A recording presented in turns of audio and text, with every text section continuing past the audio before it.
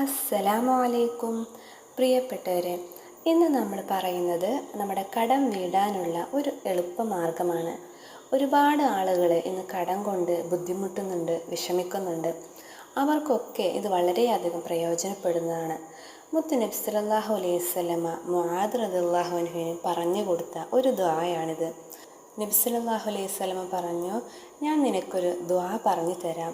നിനക്ക് ഉഹദ് മലയോളം കടമുണ്ടെങ്കിൽ പോലും ആ കടം വീടാനുള്ള ഒരു മാർഗം, ഒരു വഴി അള്ളാഹു നിനക്ക് കാണിച്ചു തരുന്നതാണ്.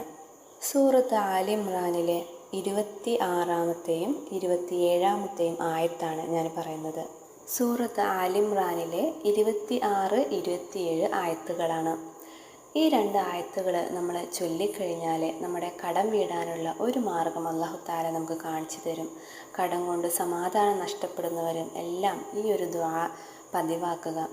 അസ്സലാമു അലൈക്കും.